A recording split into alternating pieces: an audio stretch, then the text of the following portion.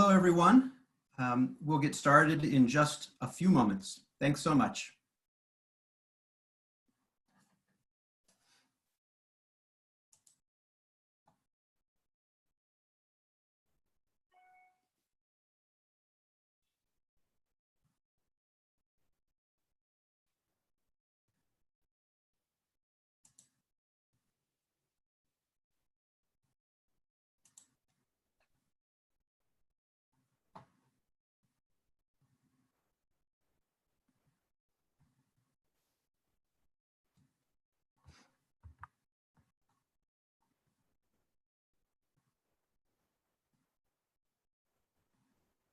Welcome, everyone. We're going to get started in just 1 minute.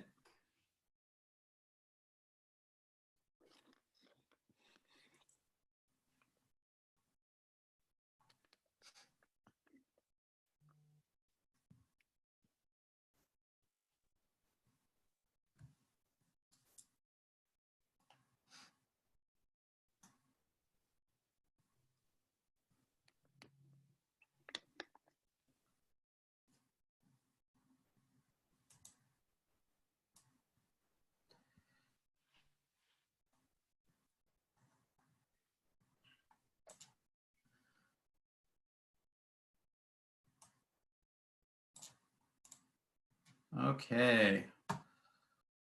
Well, welcome, everyone. My name is Todd Gartner. I direct the Cities for Forests and Natural Infrastructure initiatives at the World Resources Institute. I'm dialing in today from Portland, Oregon. I'm sorry that we can't all be together in Stockholm, but hopefully next year. It's exciting to see at this point over 120 folks who have taken the time to join us today for this World Water Week and Global Commission on Adaptation conversation. Having a quick scan at those who have registered and joined, I'm inspired to see attendees from all over the world. Looks like we have folks from New Zealand and India, Ethiopia, the UK, Canada, Brazil, many other locations. This is incredible, and it's an extremely important conversation that we're going to have today. On behalf of the co-conveners at the World Resources Institute, the Global Commission on Adaptation, PHMSA Foundation, and Cities for Forests, we greatly appreciate your interests and engagement. This session will be a conversation. It'll be a dialogue among mayors, municipal leaders, those who are leading national level conversations on nature-based solutions and adaptation, all around how our natural systems, our green infrastructure can help us achieve our water goals: clean drinking water, flood control, stormwater management. But we have the equal focus on social equity outcomes, recognizing that if we don't focus on that equity piece as well as the environmental piece, these goals and outcomes will not be durable and long-lasting. So we need to ensure that when we implement and scale NBS, we do it in a way that the benefits can be enjoyed by all, regardless of race, gender, or the size of their bank account. The objectives of the conversation today are really to explore some of the incredible examples from around the world where these two issues are being brought together, where water outcomes are driven by NBS with a really clear social equity frame and inclusion. Next slide, please. And those themes are really critical to the Cities for Forests network that I'm privileged to help direct. Cities for Forests is a global initiative. Right now we have over 60 cities from across the globe who have committed to working with WRI and our partners to focus on nature-based solutions and do things bigger, better, faster.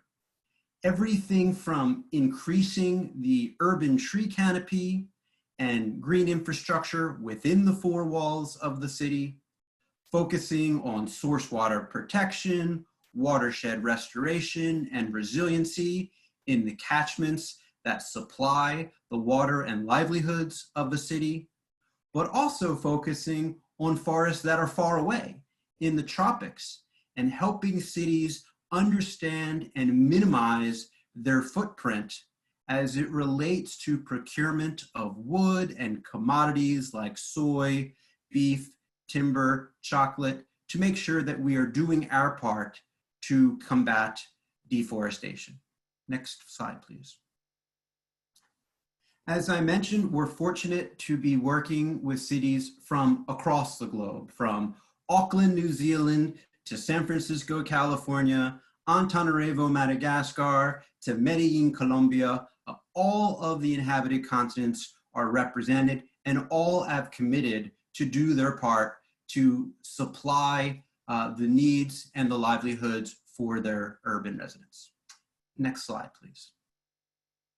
Today, we are fortunate to hear from representatives from a number of those Cities for Forests members. We also are fortunate to hear from some of our partners that are championing the Global Commission on Adaptation and Nature-Based Solutions through that platform, and our partners in Latin America at the FEMSA Foundation. As many of you are aware, this is a simultaneously translated conversation, and you should be able to listen in Spanish if that is your preferred language.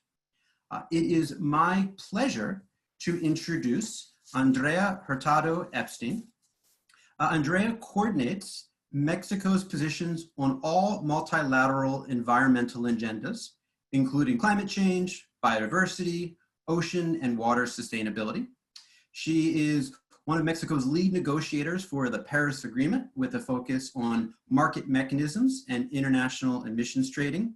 And I've had the pleasure of working with Andrea in her role as Mexico's national representative on the Nature-Based Solutions Action Track under the Global Commission on Adaptation. Andrea, we'd love to hear why this issue is so important to you and the Mexican government. Thank you very much, Todd, and good afternoon or evening to everyone. First of all, many thanks to WRI for inviting me to take part in this important event to provide a brief overview of the work that the Global Commission on Adaptation is leading in terms of nature-based solutions and why cities play a key role in this. I'll jump right in. First of all, to tell you what is the Global Commission on Adaptation, for those of you who do not know. I would think of the GCA as part of a trend that we're seeing in various multilateral processes where our official UN or other treaty negotiations have fallen short in terms of the ambition that we would like to see. And a country takes the lead in convening a number of champions, not just countries, but multiple stakeholders, in order to raise awareness and political attention on a particular issue. Well, the GCA is just that, an initiative of the government of the Netherlands, launched in 2018, which brings 17 convening countries and a number of key organizations and institutions together to put adaptation at the center of our climate efforts and encourage the channeling of efforts, technology, investments to strengthen resilience across communities, across economies and sectors. Now, the GCA launched 2020 as the Year of Action on Adaptation, and in order to deliver tangible, transformative results towards the Adaptation Summit, this is a little bit of a commercial. We do have the Adaptation Summit, which originally was meant to take place in October, but now it will take place virtually in January next year. So in order to deliver for the Adaptation Summit, we've divided ourselves up into 8 action tracks. Mexico has the honor of co-chairing, together with the Government of Canada, the action track on nature-based solutions. Within the NBS action track, we're working on 3 categories, so to speak, of outputs. First, we're working on providing technical analysis to support countries and other actors to increase awareness of the role of ecosystems in reducing climate risk and to help strengthen this role. Second, we are identifying and creating new financial opportunities to support NBS.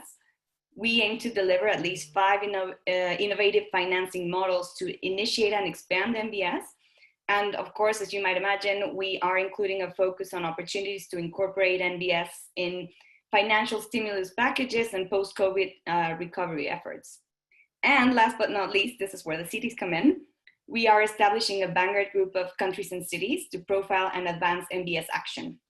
Our vanguard group includes early movers and leaders who can profile their experience in planning and implementing large-scale NBS action for adaptation.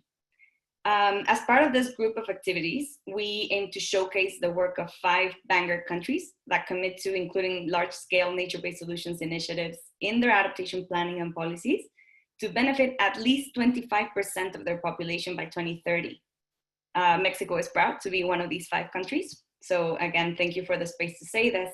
But we're also looking to profile 15 cities that pledge to make investments that include new nature-based solutions to benefit at least 50% of their population by 2030. We are also very proud here to have Mexico City in the list of vanguard cities, and thank you, Rafael, for representing the Mexico City government in this event. To you and the rest of the city representatives joining us today, we commend you on your leadership. So to wrap up my very quick introduction, let me just explain why cities have such an important role in the work of the action track. Well, as you may have seen, the international community is becoming increasingly aware of the fact that conservation and sustainable use of ecosystems and the services they provide cannot be restricted to pristine natural areas.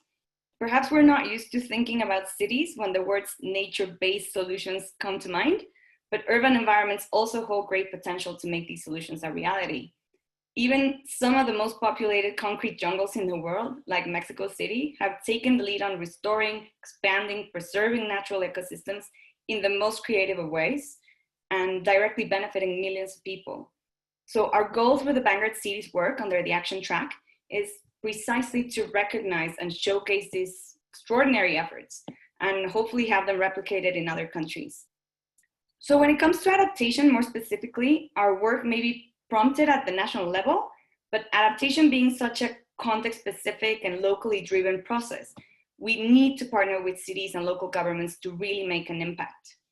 Now, the cities gathered here today are going to go into more detail on one key aspect, which is NBS as an efficient and cost-effective tool for water management. This is crucial for successful climate adaptation, as most of you know and live every day. I am Mexico City born and raised, and I can personally attest to the many challenges that we have increasingly from flooding. So I'm particularly excited to hear from our panelists on their best practices to handle both the access and lack of water at the city level, which is being aggravated by climate change, and how they're doing this by harnessing the power of nature-based solutions. I will leave it at that, so we can go into the really interesting part of this event, but very open to any questions or comments, and thank you again for having me. Back to you, Todd. Thank you, Andrea. That was wonderful, and we are so excited for Mexico's leadership in this space and are honored to be part of the GCA process. What we're going to do now, as Andrea just mentioned, is hear from some of our city leaders and get a deep dive understanding of how their city and agencies are driving change around NBS, water, and social equity. So let me do a very quick introduction of each of our 3 speakers, and then we're going to hear from them from some of the key takeaways and lessons learned for others. We're fortunate to have with us Honorable Yvonne Aki Sawyer, the mayor of Freetown in Sierra Leone. She is a finance professional with over 25 years of experience in public and private sectors, providing risk management, regulatory, and corporate governance consulting services to blue chip clients all over the globe. She's passionate about sustainable development of Sierra Leone and holds a master's in politics of world economy from the London School of Economics. She was also listed as one of the 100 most influential African women earlier this year. We are fortunate to have Rafael Obregon, the General Director of the System of Naturally Protected Areas of Mexico City in the Secretary of Environment. In his position, Rafael coordinates action to promote, protect, develop, restore, conserve, and manage usage and procurement of natural resources and infrastructure within Mexico City, with a focus on their urban green space and green infrastructure. And finally, we have Mark Camarata, the Deputy Water Commissioner for Planning for Philadelphia Water Department. Mark works on the integration, direction, and management of the department's planning initiatives and environmental services focused on wet weather compliance, source water protection, and green infrastructure. He leads the Green Cities Clean Waters program, which we're going to hear a lot more about, and has over 22 years of engineering and green infrastructure experience. Rafael, maybe we will start with you, please. And we would love to hear a bit more about Mexico City's Green Infrastructure Master Plan, how you are addressing flooding and the connectivity of green areas across the concrete jungle, as Andrea said. And this will be a simultaneously translated session. Rafael. Muy bien, muy buenas tardes, muchas gracias a Cities for Forest, gracias Andrea, gracias Todd. Primero yo empezaría comentándoles que la Ciudad de México es una ciudad que ha crecido desde su origen, peleada un tanto con la naturaleza, porque está ubicada en una cuenca endorreica, en el centro de México, que era un lago que se ha ido urbanizando y que ha ido comiéndose los diferentes espacios naturales que han estado establecidos desde hace muchos años por ley. Eso ha provocado problemas de desastres, de inundaciones, de desplazamiento de tierras y curiosamente también de escasez de agua, porque es una ciudad muy demandante, es una ciudad donde tiene alrededor de 9 millones de habitantes, pero cada día hay más de 20 millones de personas que trabajan en ese sitio. Y esto viene acompañado con una segregación de población donde los beneficios ambientales están mal distribuidos o han estado mal distribuidos en torno a todo lo que es la ciudad. En este contexto, hemos empezado a trabajar buscando cómo hacer que la ciudad se vuelva cada vez más verde. ¿Y qué es para nosotros volverla más verde? ¿Sí? Para nosotros tiene que ver con lograr que avancemos transversalmente en que diferentes sectores que hacen acciones públicas en la ciudad y también acciones privadas incorporen elementos sustentables, elementos propios de la infraestructura verde para poder generar un marco de referencia que facilite encontrar soluciones basadas en la naturaleza en diferentes ámbitos. Creo que aquí, para nosotros, infraestructura verde es un concepto en construcción y en apropiación de diferentes áreas institucionales y órdenes de gobierno. Por eso es un instrumento que nos permite a nosotros articular distintas dimensiones, tanto la ambiental con la económica y con la social, como también diferentes escalas. Y también nos plantea la posibilidad de generar una serie de elementos novedosos de incorporación o de involucramiento social asociados a poder generar también economías circulares que nos permitan tener mayores posibilidades de avanzar uno de los ejes que estamos construyendo es el Plan Maestro de Infraestructura Verde, con este marco de referencia. Y este Plan Maestro de Infraestructura Verde lo que busca es generar los elementos básicos que nos permitan planear y gestionar al mismo tiempo. Por un lado, valdría la pena decir que la Ciudad de México tiene una zona urbana densamente poblada y también tiene en su 50% de su territorio una zona rural. Pero esa zona impacta alrededor de toda la zona metropolitana, que es muy amplia, ¿sí? Bueno, nuestra idea es poder articular y conectar los espacios naturales y los espacios seminaturales, generando toda una serie de elementos de planeación para lo cual hemos dividido en 8 subregiones a lo que es la Ciudad de México, de acuerdo con sus características socioambientales y sus características, por supuesto, geográficas, pero también su problemática que se presenta, con la idea de que invitemos a diferentes sectores del gobierno como a diferentes sectores de la sociedad a resolver problemas de acuerdo con esas regiones, ¿sí? Donde nos inundamos, articulamos a diferentes actores para resolver el problema de la inundación, donde escasea agua de la misma manera. De esta forma hemos generado en este marco de planeación que es el plan, esta subdivisión de regiones a las cuales las hemos caracterizado en aspectos ambientales como en sus características de riesgo, en sus problemáticas en términos de las condiciones sociales, por supuesto la distribución de las áreas verdes y de las posibilidades de ampliación y de creación de mayores áreas verdes. Estos instrumentos este instrumento de planeación también nos está permitiendo que generemos un monitoreo de todas estas áreas y generemos una evaluación. ¿En qué aspectos?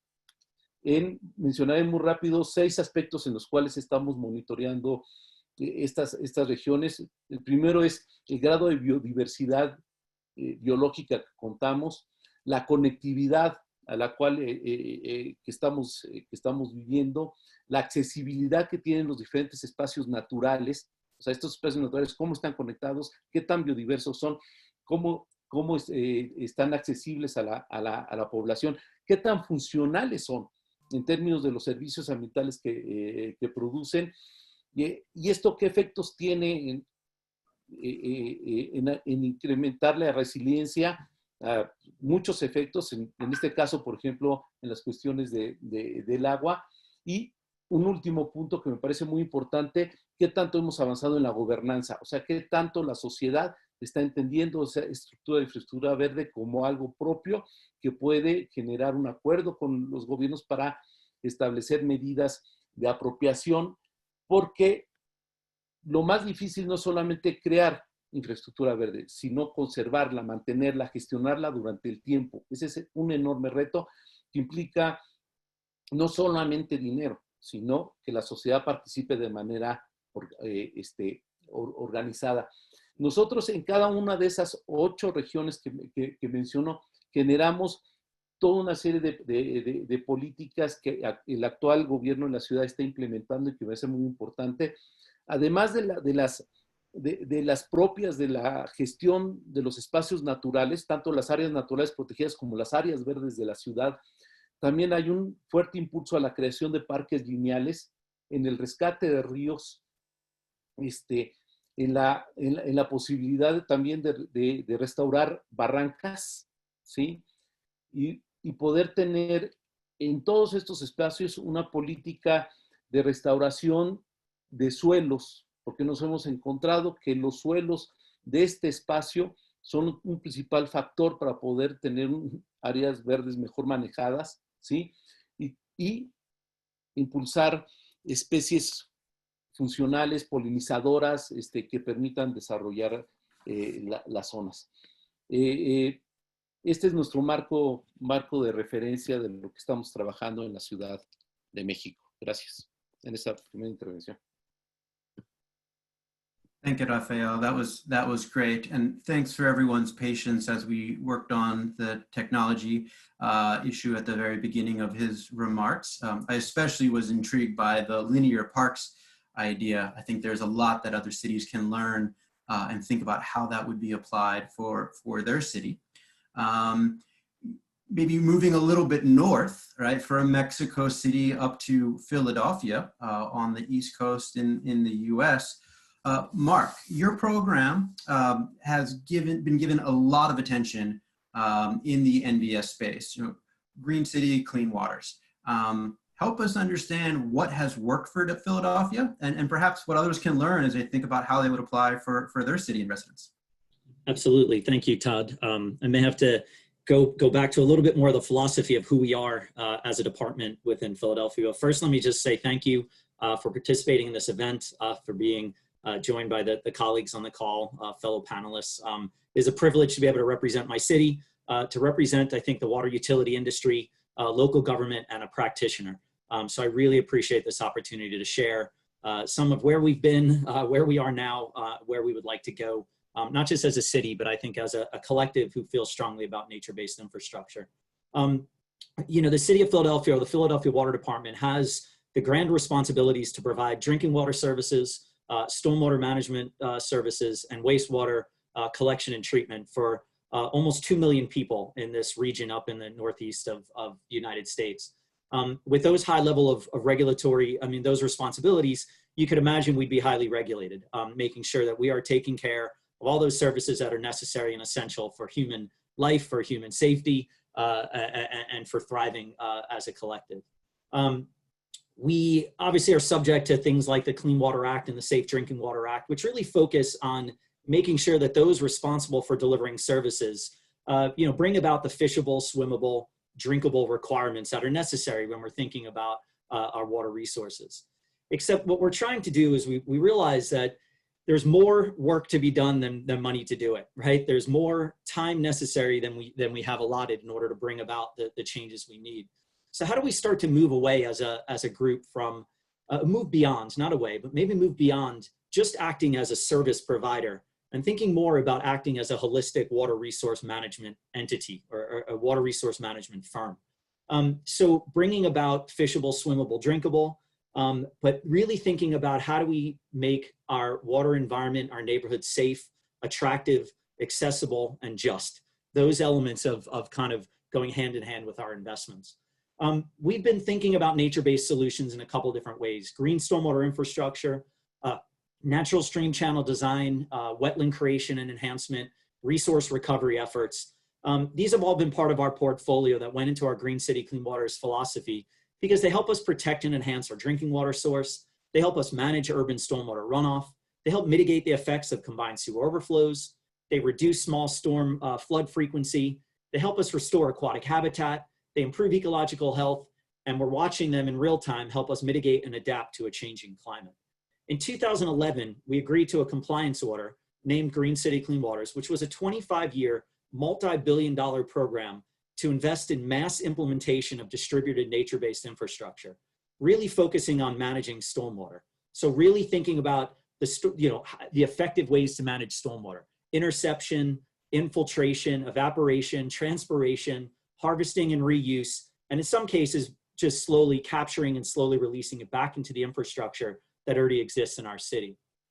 Our philosophy really was trying to figure out a way to regulate stormwater management in the city. So when you know you have a problem, how do you make sure it doesn't get any worse? So we instituted stormwater regulations. When you have property that is already highly developed, can you incentivize retrofits? So what exists now, can you make it better? And then how do you direct the limited public dollars that we all have?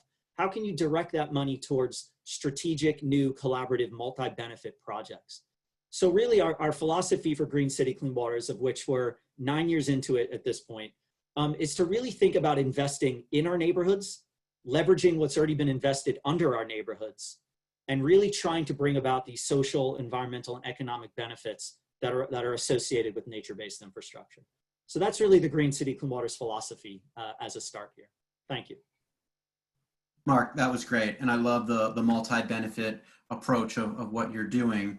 And I think it'll be interesting as this conversation continues. I mean, 9 years in this space is actually quite mature.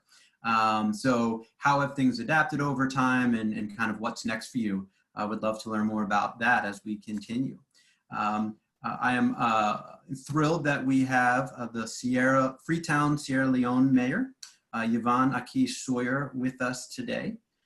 I recently read a quote that she gave that said, "Investment in green infrastructure is absolutely necessary from a biodiversity, a water, and carbon perspective. It's about how we create our cities so that they are more livable. Green infrastructure has benefits for quality of life." And I just thought that was such a articulated way of trying to describe why we are all spending our time in this space.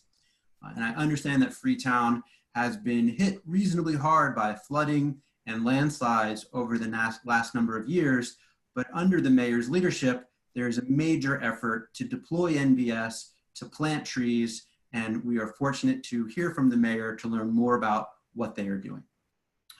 Mayor Aki Sawyer, we'd love to hear more about your program. Thank you so much for joining us. Thanks, Todd. Thanks, Todd, and thanks, everyone. It was interesting listening to the previous speaker, Mark, saying they're 9 years in. We couldn't be further away from that. We are really at baby steps, but important baby steps. And the starting point, you just touched, Todd, on a number of things. You talked about clearly nature-based solutions broadly focused on water, but the fact that green infrastructure has sort of these multi-dimensional benefits going beyond water, looking at, sort of the carbon sink that can be created if your focus is on trees, as is the case with us, but also even just making the city more habitable and improving quality of life by introducing more green. So our challenges are significant, and as a city, we happen to be a city that is really densely populated, one of the most densely populated cities in the world, with 8,450 people per square kilometer. There's been a huge influx of migration from the rural areas into the city, which has put a lot of pressure on the natural green infrastructure that was there, because this was a very forested city some 20, 25 years ago. The location is on the Atlantic Ocean. There's the beach, there's the plain, and then there are mountains, a mountain range, which used to be all green. And that meant that we had really, really excellent water. I mean, I grew up in this city, and you drank water from the tap, and we used to say we had the best water ever. And there were waterfalls because of the topography. There were waterfalls all over Freetown. Sadly, with the pressure for housing and this significant increase in population, we now experience and have been experiencing severe water shortage in the dry season. But at the same time, in the rainy season, as was alluded to, we also have suffered terribly from flooding and from landslides. So what's the solution from a nature-based perspective? Well, there are many. But what I'd like to speak about is the one that's most advanced for us now. We're working with a project called the RAIN Project, trying to build a water fund. It's further down the road, and that will give us, this is with the Nature Conservancy and Catholic Relief Services, that will give us access to funding to have broader nature-based solutions. But our first immediate very nature-based solution, and very pervasive because it's going right across the city, is our campaign to reintroduce vegetation to the city, to increase vegetation cover by 50%. We call it Freetown the Tree Town, is the name of the campaign, and we're planting 1 million trees. It's been quite a process, and with everything I've just described in terms of the topography, but also in terms of density, it's meant that in order for us to plant these 1 million trees, we've had to be very, very thoughtful about how they will not just be put into the ground, but how we'll ensure that they survive.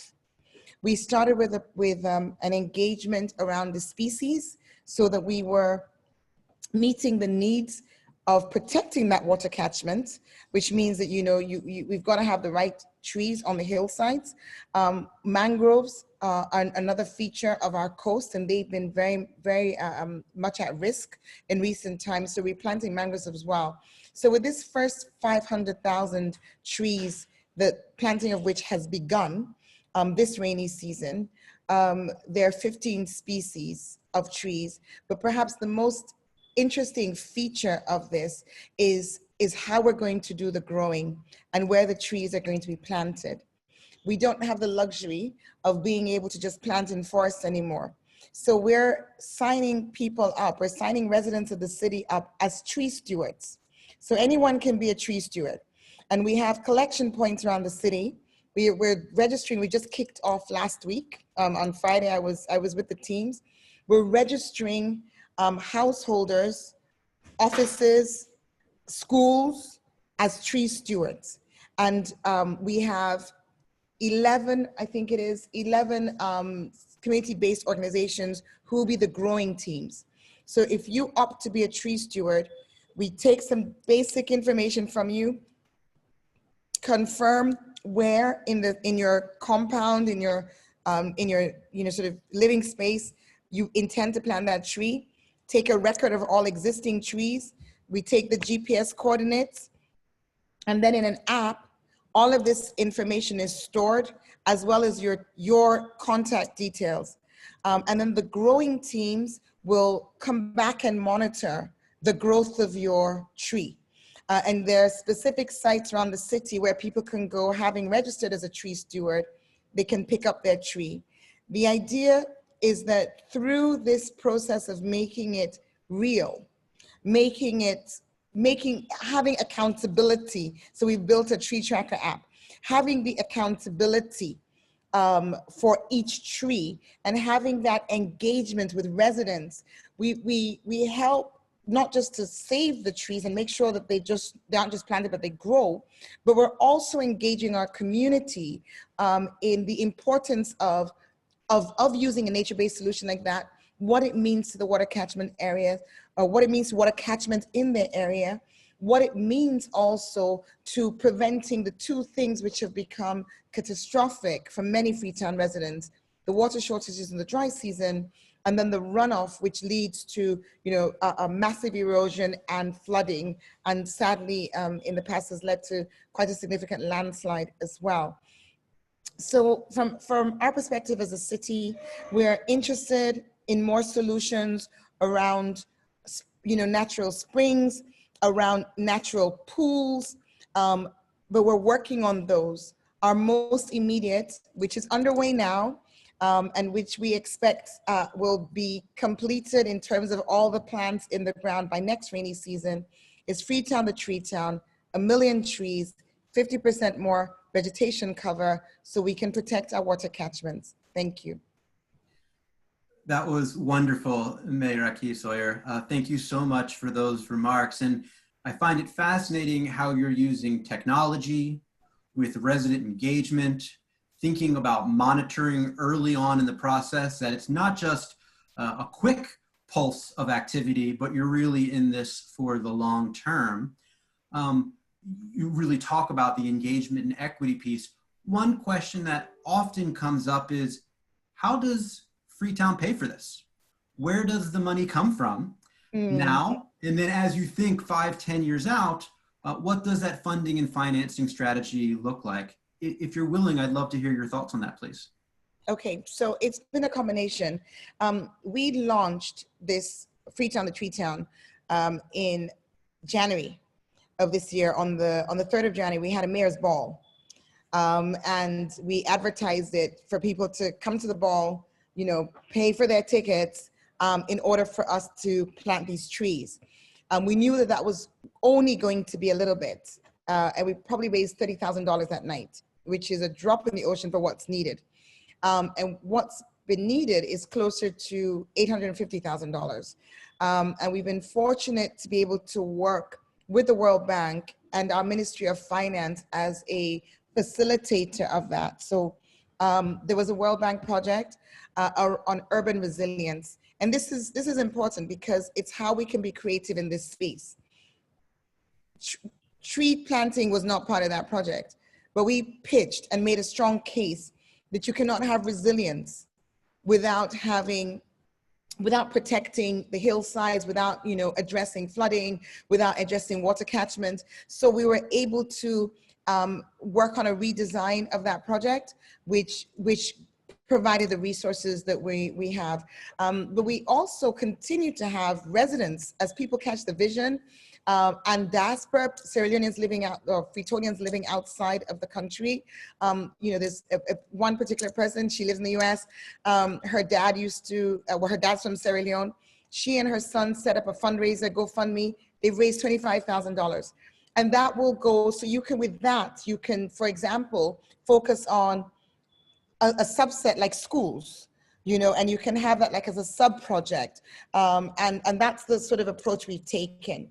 And we've had a bank focus on a particular area of the city, just a small area within the hotel district, and another bank has reached out to say, we want to work with you.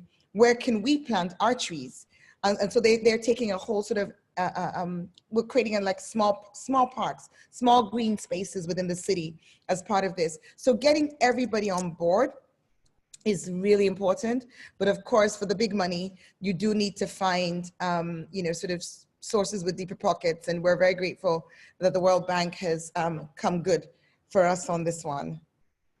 That's wonderful. You've definitely sold me. I want to be a tree steward for Great. town. So, I don't have a house or a compound there, but would love to come visit. Moving back across the Atlantic, actually to a place that I have lived in a previous time in my life, in Philadelphia. You know, like many East Coast cities, Mark, you know, Philadelphia is a city that has affluent areas, has areas that are of higher poverty. When you think about the Green City Clean Waters program, how do you think about inclusion and social equity and making sure that all can benefit? Yeah, so our program, again, is predicated on managing stormwater from impervious cover, managing it at the source, trying to make it a beneficial product instead of a waste product. And in an old city like Philadelphia, there's hardscape and there's impervious cover everywhere. And in fact, some more of the underserved neighborhoods, those that have not seen the appropriate amount of investment, I think sometimes offer a higher opportunity to direct those investments. You know, we'll see sometimes where we want to manage water in a park or at a rec center that has seen a lot of investment and programming.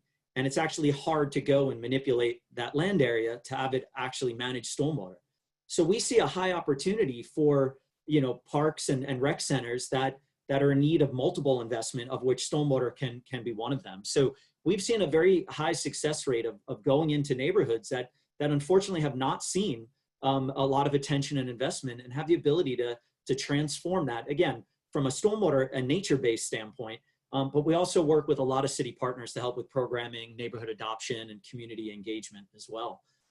But I just think that the tools we're trying to, you know, mass implement right now, they touch everything: schoolyards, you know, private property, commercial and industrial corridors, streets. You know, we have the ability to manage stormwater. When you have this kind of source control approach, you have the ability to direct those investments in a lot of locations, because stormwater falls in a lot of spots. So really, I think three key things that we've been working on from implementing, and you know, we have about I'd say over 1,000 projects at this point, probably 5,000 stormwater management practices or green infrastructure or nature-based practices, you know, in the 9 years or so. And we're seeing them throughout the entire city. So clearly distributed. Obviously, you know, some get clustered in more areas than other because that's where the stormwater opportunity is. You can't manage stormwater sometimes in locations where it's not going, or at high points. It doesn't make sense from an economic standpoint. But we do see a lot of opportunity. And really, three of the key things we've been doing right now are thinking about kind of distributed investments, where we target locations that are ripe for investments. We have public outreach specialists, planners, and designers put their heads together, hone in on a geographic area, and look for opportunity. Then they go into that area, they work with the neighborhood, they work with community groups, and we see how we could bring projects about. We think about a demand-based approach as well, where we actually let the community, the nonprofit, politicians, other city agencies come to us and say, I think we need investment here. I think there is a stormwater and nature-based opportunity here. We're receptive to that. So that's the community or other partners coming to us. And then we see need-based, which to me is one of the most interesting at this point. How do we get very intentional with where we make these investments? Where are we seeing heat stress and the heat island related issues? Where are we seeing areas that don't have the goal of being within 10 or 15 minutes of a park?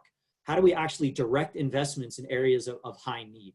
And I think that's a big opportunity for us moving forward. And then just the local economy and the job creation that are being formed in Philadelphia around these distributed smaller scale practices, whether it's professional services, whether it's at-risk youth, whether it's material or vendor providers. There is just a ton of jobs being created around this type of infrastructure. It's a high opportunity sector for folks to get in at this point. So that's just a couple at this point. That's great, Mark. And I love the employment points that you made there. That really, in my opinion, is going to lead to additional buy-in, being able to not just see some of the environmental benefits, but see job opportunities as well. I know that initially we had thought about 45 minutes for this session, but I do see a lot of questions coming in. And I know that our panelists are willing to stay on at least until the top of the hour. So we're just going to keep trucking on. And of course, we are also going to hear from our co-conveners from the PHMSA Foundation as well to help us bring together a lot of these points. Those that have questions for the panelists, please include them in the question and answer box, not the chat box, but the question and answer box, and we will curate them and make sure we try to feed them to our panelists. Rafael, I know that you're quite passionate about ensuring that Mexico City's green infrastructure program really focuses on social equity. Can you please explain to the attendees how you're doing that and really what you're learning through that process? Thank you so much. Gracias, Todd. Menciono tres cosas.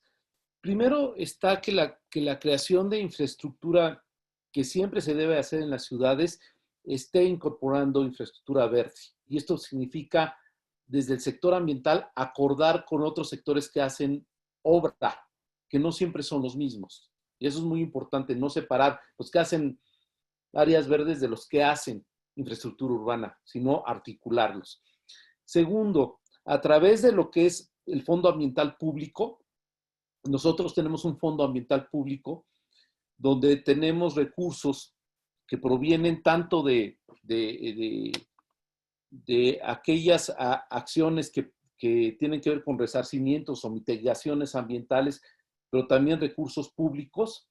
Eso se invertirlo para que los espacios públicos, estos que se van creando, tengan una calidad ambiental. Esto es, que se incorporen servicios ambientales de calidad. Y esto tiene que ver, para hacerlo, que estén asociados con la población, ¿sí? Que haya un acuerdo con la población sobre las cosas que se tienen que hacer y generar grupos de trabajo que permitan apropiarse de esos espacios. Eso disminuye los costos de mantenimiento del espacio y permite su cuidado. Eso es una parte muy importante. Para poder lograr equidad en la ciudad, estos temas, esto se tiene que llevar a las zonas menos afortunadas de la ciudad. La Ciudad de México tiene áreas donde hay muy pocas áreas verdes y coincide con las áreas de mayor pobreza. Eso implica pensar que la infraestructura verde debe de estar articulada con la reconstrucción de la ciudad, ¿sí? La rehabilitación de la ciudad y la incorporación de nuevos servicios en la ciudad.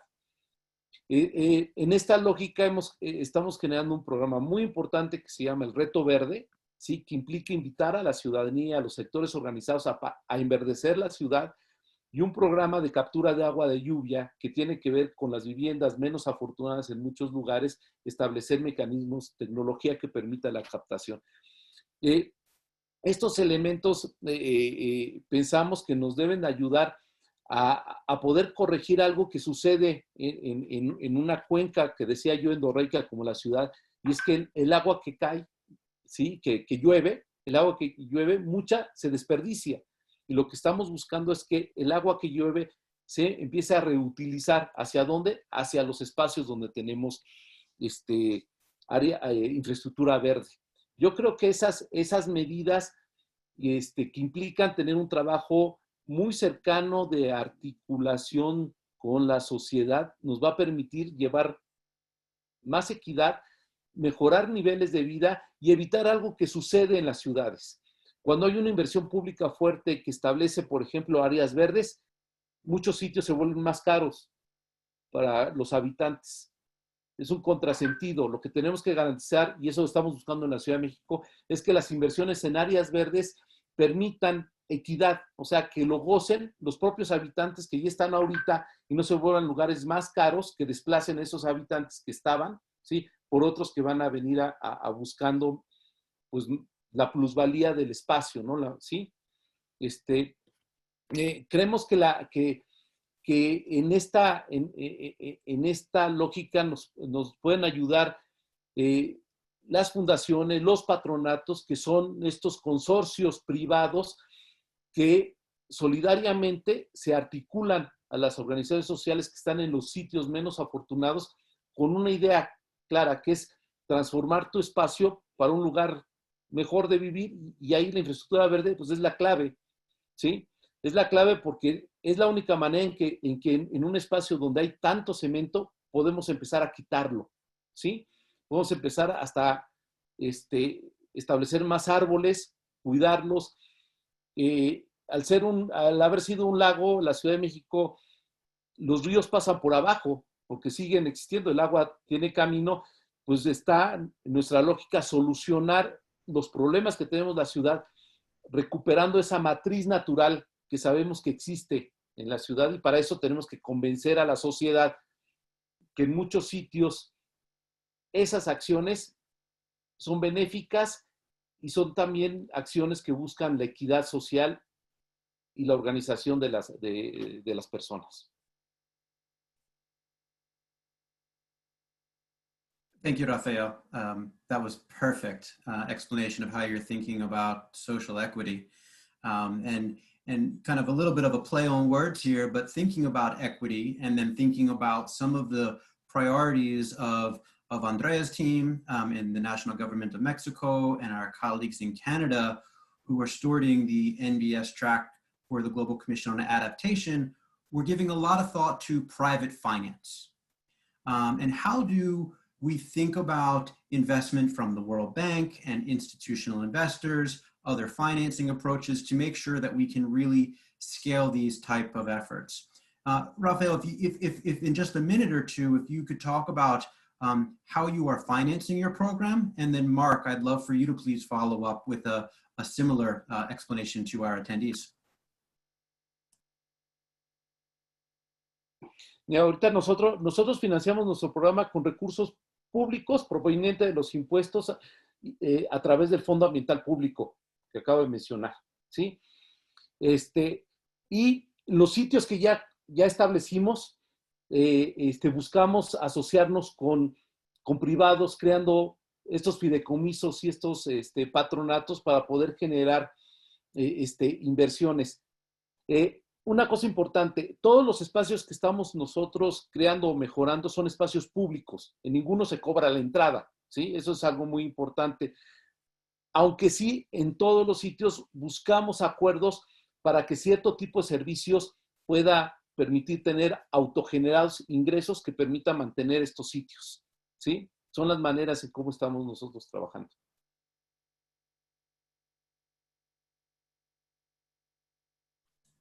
Perfect. Thank you, Rafael. Mark, please. Sure. So we have a couple different ways to fund our projects. You know, we fund a few through operating dollars, which are kind of revenue generated through rates. You know, we charge for water, wastewater, and stormwater services. We receive money for those services, and we use that to fund operating projects. But the bulk of our work is actually done through capital bonds. We basically go to the bond market like many folks and try to chase, you know, low interest money. And we typically bring in, you know, we spend as a capital budget as the water department anywhere from $300 to $500 million a year, of which green infrastructure represents probably around 50 to 70 million of that. But a lot of this is just money we get from the bond market, and then we pay it back, you know, through debt service, through kind of our rate structure. So that's typical of water utilities. We've had a little bit of success going to state and federal money that come in through our regulatory agencies or through state revolving funds. And we've seen some money come in through philanthropy and some small scale grants. So not as much as we'd like. The water department actually does not necessarily like to receive grants. We actually like those grant funds to go to our partners. And we like our partners to be able to come up with those monies to leverage the money that we're making as a department. So our success really is just kind of a mix of operating dollars, capital dollars, grants, loans, philanthropy. And in some instances, we have a couple creative public-private partnerships that kind of leverage a few of those things. That's great, Mark. And a lot of people think that it's impossible or extremely difficult to bond for natural infrastructure, but as Philadelphia has demonstrated, as well as many other cities, it's there, it's possible. And actually you're seeing a lot of hybrid bonding for both the built gray infrastructure and the natural infrastructure as well. And especially with interest rates where they are now, it seems like an incredible time for cities to think about going in that direction. As we reach the top of the hour, I'm honored to be joined by the relatively new director at the FEMSA Foundation, Lorena Galli-Laris. Lorena just joined the FEMSA Foundation as the director in April, but she is an entrepreneur who's devoted her life to corporate social responsibility, philanthropy, and next-gen leadership and human rights. I'd love to hear from you, Lorena. Why is FEMSA Foundation part of these conversations? And really, what are some of the key takeaways that you heard today that really can help us think about the momentum moving forward? Thank you so much, Todd. And I'm very happy to be here with all of you. Really look forward to being in Stockholm next year. And well, at FEMSA Foundation, we are proud to be part of this movement with all of you pursuing water security in Latin America and ensuring that its benefits can be enjoyed by all, just like you mentioned at the beginning. We have reflected this commitment funding one of the leading water fund platforms in Latin America with 31 water funds up to date. And if I may, I would love to do some closing remarks. I would like to thank Andrea for highlighting the importance of promoting nature-based solutions as part of the public policy in Mexico, and to accompany so with more robust financial tools and technical analysis, which are essential elements to ensure access to water and also access to green infrastructure in this wonderful country, which is also mine. Rafael talked about green infrastructure in construction possibility of generating innovative elements of social engagement that promote circular economy.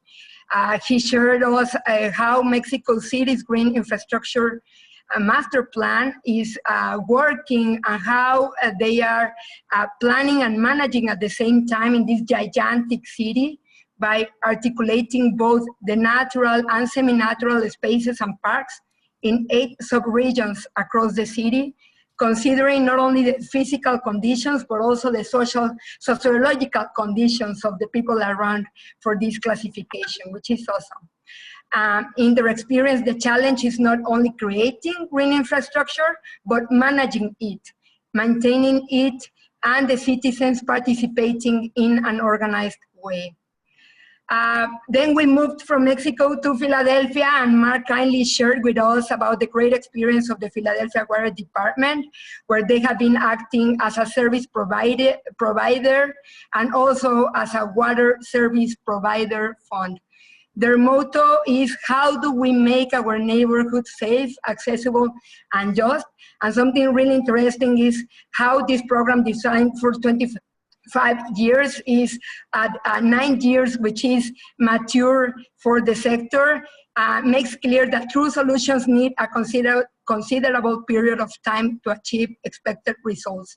And Yvonne's testimony and experience is also inspiring. In her context, migration has put a lot of pressure in the infrastructure of the cities.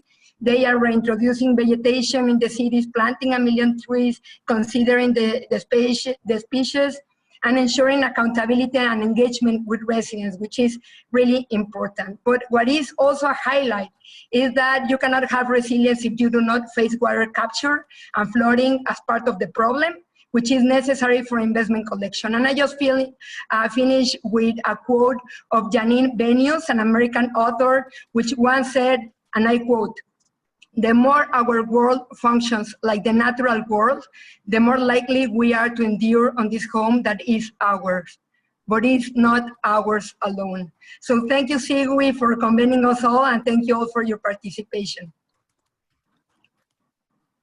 Thank you so much, Lorena. And the FEMSA Foundation has been such a leader and champion in this space. They're a thought leader and a financial supporter of many of the organizations who are trying to drive the change that we're all seeking. So it's been a pleasure to collaborate with you and your colleagues over the years. I do see that there are a number of additional questions coming in, but out of respect for our panelists and for those who joined today, I think now would be a great time to wrap things up. A huge thanks to Andrea, to Rafael, to Mayor Aki Sawyer, and to Mark for participating, for Lorena for helping us wrap this up.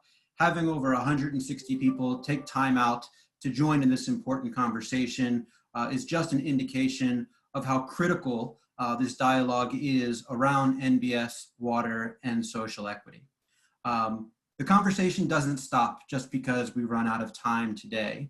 In fact, on Thursday at 11 a.m. Eastern, there'll be another World Water Week session on climate finance, water, and NBS. And we'll be sending out an invitation to all of those who joined today if they're interested in joining a conversation with folks from the CAF, from the World Bank, the Nature Conservancy, the Green Climate Fund, and other leaders in this space.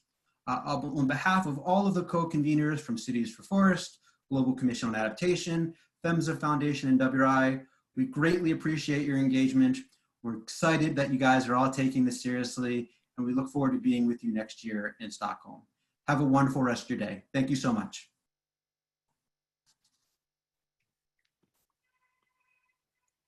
Gracias.